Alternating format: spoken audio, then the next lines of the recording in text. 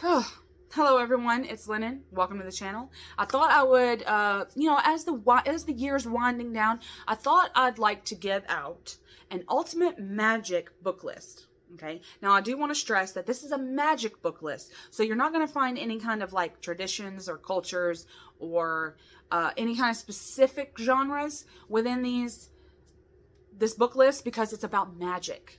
Right? And I want to umbrellify magic and philosophize magic in a way that will be descriptors of magic, so that to help you identify what magic is to you, instead of how magic has been utilized over the years. And so I wanted to give out this ultimate magic book list. Now, for me, when I look for a magic book, okay, I'm looking for a lot of things. I'm looking for, of course, specific traditions, practices, modalities in which I would like to utilize magic. However, I like to bloom out and think about magic in psychological ways. And again, through the models of magic, psychological ways, spiritual ways, energetic ways, data, thought processes, human condition. I like all of that. Learning about these types of things helps me to form better definitions, because I think there's multiple, of what magic is and what it can be for me and for anyone.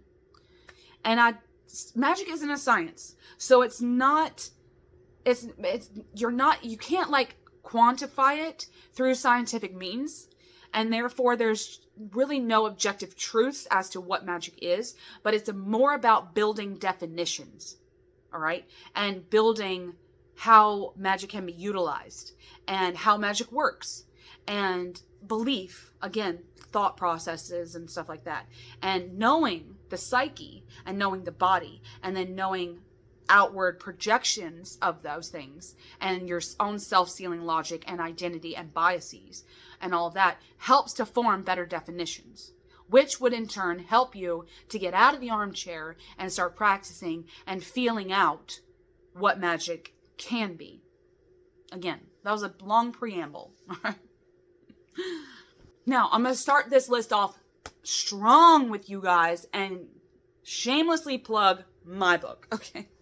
Magic Manifesto. Also, I'm going to leave thumbnails instead of the real copies, because otherwise I'd have a stack this big over here. So I'm just, for, convenience, I'll just put the thumbnail picture on the video, all right? So, Magic Manifesto, Philosophy and Personal Gnosis. Don't let the subtitle, you, because I named it this for a reason. Magic Manifesto is the student. You are its teacher, okay? And so many books about magic or any kind of like tradition and practice would be the other way around. They're trying to teach you.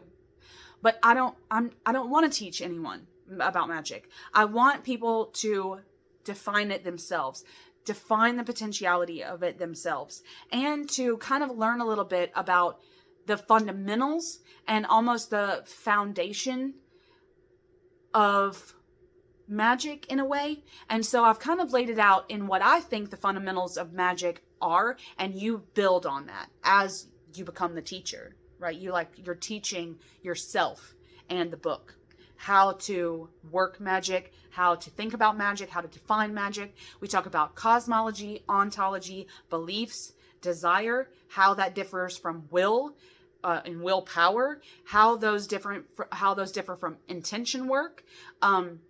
All of which are kind of building blocks to building your own magical practice and thinking about magic. So we talk about so many things in Magic Manifesto, so it's available now, okay? I hope you love it. I hope you think about magic. That's what I want, okay? The objective of this book is to be the student, and it wants to listen, it wants to be in your brain. It wants to live in your brain. That's all, just wants you to think about it. So I hope that whoever picks it up will get something out of it and is really going to think about magic and their practice.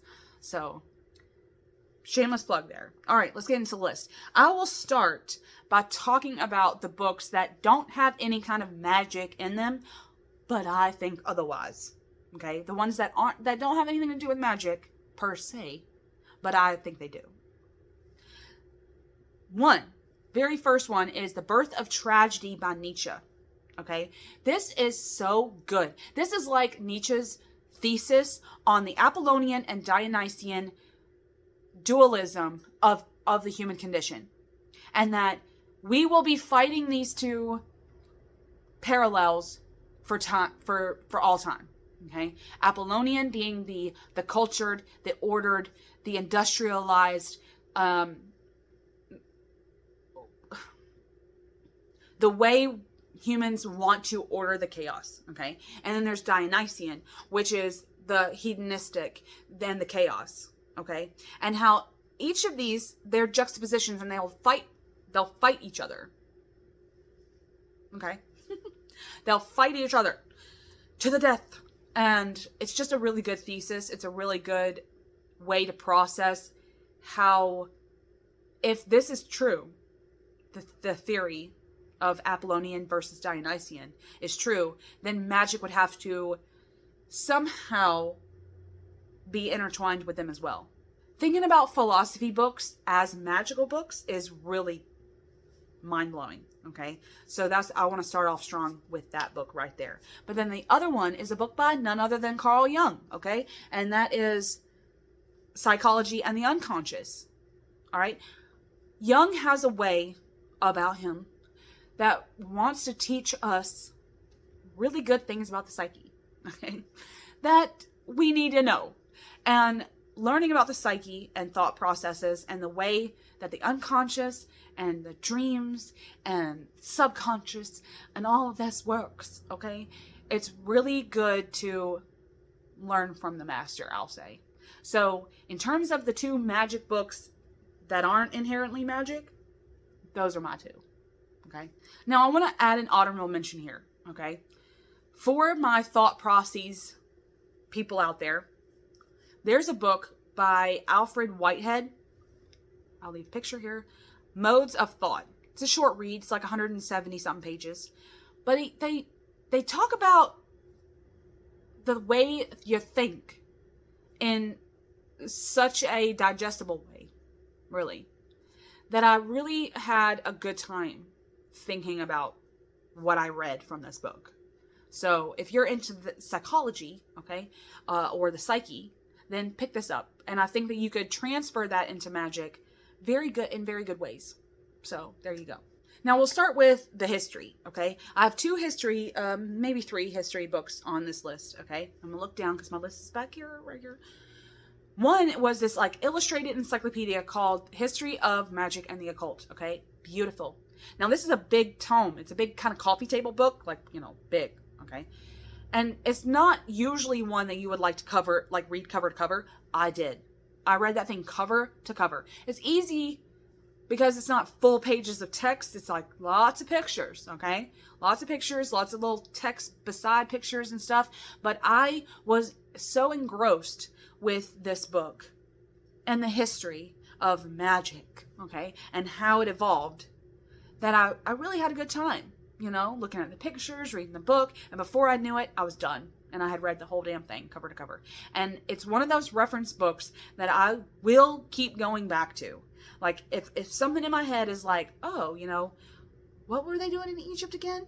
And I don't want to pick up my, you know, Greek magical papyri or the Book of the Dead, I'll pick that up and just thumb through it. You know, easy peasy. And then the next one is called The Mirror of Magic by Kurt Seligman. This is a tome, you guys. And this is a thick, thick, big book too, okay? But reading it was like reading an actual history textbook somewhat. But in a good way, because Kurt knows how to talk to you. He knows how to write, and he knows how to talk or write in his own voice. So it's kind of like you're having a huge, long conversation with him. But he really knows how to weave, okay? So, like, say, I think the book starts in Mesopotamia, right? And then goes to Persia.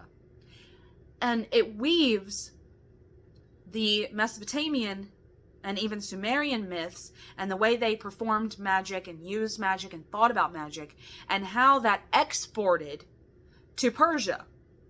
So he's woven this weird tapestry as how magic has... This is the first we know about magic, and how it's kind of moved over the world, over the globe, and how it's just down into how we think about it today.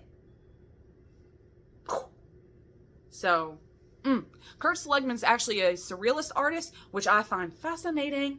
So, I think that the way he talks in that way, and you can tell that he's talking to us in a very, I don't know, descriptive way that doesn't make you feel all bored that you're reading history. You know? You're getting facts, but you're also, it's like a really good lesson. So, pick this up if you're interested in the history at all. Honorable mention, because I'm a witch, okay? If you're interested in witchcraft, although I know I said that we didn't really want to do specific traditions and practices and yada yada. But for the history buffs out there, pick up some Ronald Hutton, okay? Triumph of the Moon and The Witch are two of his top contenders, I believe. So pick those up if you're like into the witchcraft and magic. Pick some Ronald Hutton up. Alright, the next one I have is Deborah Lipp's Magical Power for Beginners. This is an oldie but a goodie, okay? I got so much stuff out of this book, you guys. And it's one of the ones that I'll keep referencing. So many of these on this list is the ones that I want to keep, I will keep, I'll keep looking at, I'll bookmark, I'll dog ear, I'll underline and highlight things. They're so highlightable. That's the good thing about these books, is that you want to keep going back and chewing on stuff. So Deborah Lipp has actually wrote a whole bunch of stuff, but this magical power, sharing the way that she's interpreted magical power, was really good, okay, and was one of those fundamental reads for me. The next one, we could put some Peter Carroll on here, just because a lot of my practice could be construed as chaos magic. We could put Lee Renault and Psychonaut on here for a magic book, but in terms of magic, okay, and for my ultimate magic babies on this list, I want to say Condensed Chaos, more so than Lee Renault and Psychonaut. So, because it kind of talks about magic in a little bit more ways than those books.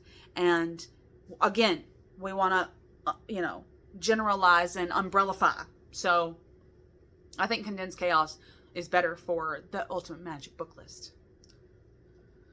Now, I want to add Shamanism and Sacred and Profane by Mircea Eliade. Okay, I'll put Shamanism right here. Sacred and Profane really touched me, okay? Really touched me. Because, again, it's like this Apollonian-Dionysian thing. It's like this dualism, this paradox that human condition lives within. Sacred and Profane had a way of explaining to me that magic, in terms of mysticism and the mysteries and stuff like that, would reside in these. That it's like magic as religion, which is how I consider it. Like this weird magic as religion kind of thing.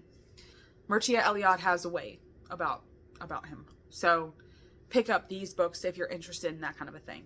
I want to add Psychic Witch by Matt Oren here. And I know that Psychic Witch would make you think witchcraft, so that's specific, okay? But Matt Oren has a way about him, okay? He has a way of telling us about the psyche in really nice ways, okay? That will get you thinking about the psyche. That will get you thinking about your psychic gifts, and will get you to think about magic through this lens in nice ways, okay? He's got some nice exercises, all kinds of things in this book. But it's the way he talks about it, okay, I would say. It's like more about the conversation. So don't let the term witch, again, deter you. If you want to learn about magic and psychic ways, in the psyche, and thinking about it in terms of those, in any of those terms, this book's really got it for you. in terms of like the psychological model. Okay. The next one is Consorting with Spirits by Jason Miller. Jason Miller has a whole bunch of books out, okay? And he's really kind of a funny guy. I appreciate the hell out of a lot of his books. Some of his books about like spell casting and stuff like that, I just loved. Laughed out loud, funny. He's kind of like Non-Milo Duquette in that way. He's got like a way about writing to where it feels like you're just sitting in a room chatting with him and y'all are just laughing, cutting up, and having a good time. So,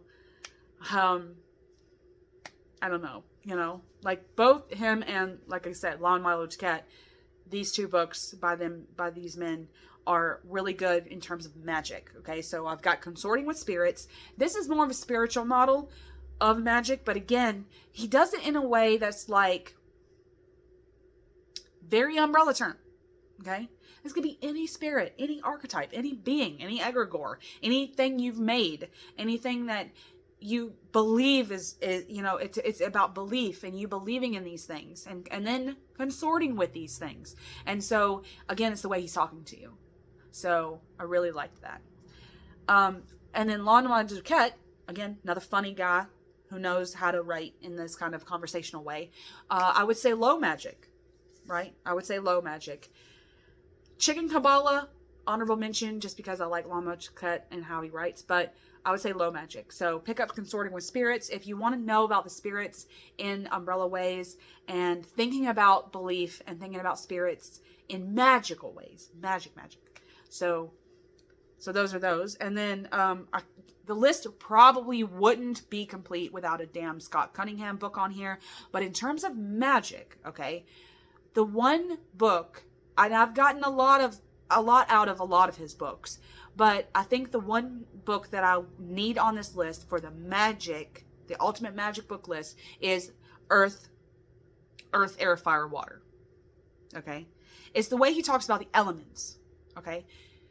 I love thinking about magic in terms of the elements. As an animist and as a nature reverent pagan, I find some tricks, and I find some really good potentialities when thinking about the elements and elemental magic. So again, it's probably on this list because you couldn't make a magic book list without him. The next book is 6 Ways by Aidan Wachter. Okay, I could not have my ultimate book list without him on here. Now, all of his green books are really good, but 6 Ways has a way of explaining magic and in this kind of definitional, again, umbrellifying way that could be for anyone, any magical practitioner, anyone interested in magic, you know? You could just be a complete beginner, know nothing about magic, no religiosity about you, hell, not even any spiritualism about you. God, the way he talks is so nice, okay, that you could really... You're coming to this book and it's just like you're sitting down with a friend and you're thinking about magic. And that's the beauty of this book, is that you just want to think about magic. That's it. So pick up really anything he's got going on, but 6 Ways was probably the best, and it's going to stay on my ultimate magic book list. Probably forever. And then this book really couldn't be complete, okay, without the Kabbalion. Right, the 3 Initiates one. In terms of principles, in terms of philosophy, in terms of the potentiality of magic, thinking about magic, you could literally look at anything through any of these as lens, any of these principles as lens. But thinking about these in terms of magic really blossoms the mind. Really does. It really gets you thinking about humans and spirits and the beyond and the universe in really profound ways. Okay? I know a lot of people, they either wax poetic about it or they think that it's not important, but I think it's important. If you're interested in magic at all, I think that researching these principles really gets you in touch with something that the people that don't find it interesting kind of probably are lacking, in my opinion. So pick it up and read the principles, and you'll be able to gain something from it. I think that to round the list out, you just couldn't go wrong with reading about this. Occult philosophy has such information for us, and it's really about the data, you know? And magic as this unquantifiable, subjective potential, okay? Trying to define it and trying to describe it are two different things. I think that so many people want a prescriptive adaptation when they read about magic, but I prefer a descriptive. Instead of telling me what magic is through the lens of how you make it work, isn't necessarily how I like to think about magic and philosophize about magic. I like it to be a more descriptive thing. I like it to be in more generalized terms. I like it to be laid out in principles and fundamentals so that I can build off of that. Because I think that if you read a book and it's steeped in some kind of culture and some kind of specific tradition, or practice even, like witchcraft, when you think about, when you're reading a book about that and they're using their own lenses, you know, it becomes prescriptive. They're kind of shoving magic down your throat through how they utilize it.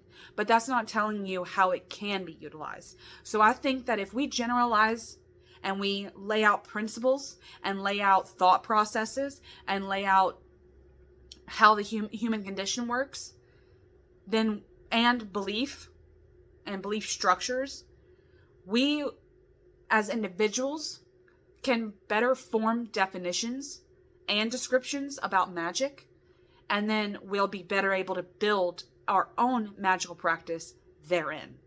So anyway, so this is my ultimate magic book list, and I feel very confident about this. But if you, again, we're going general, we're going, you know, very, very general and umbrellifying the term of magic, and we really would like to, you know, philosophize, psychologize, and generalize. If you have any magic books that are on your ultimate magic book list, leave them below for all of us, because I'm sure all of us, especially me, are curious to know them. Or make your own VR. That would be great if you have your own magical book list. So we're talking about magic and the I guess you would say the objectification. All right, holler at me. How did I do? How did this list measure up? Could you consider this the ultimate magic book list? All right, hope everyone's having a magical day. Much love.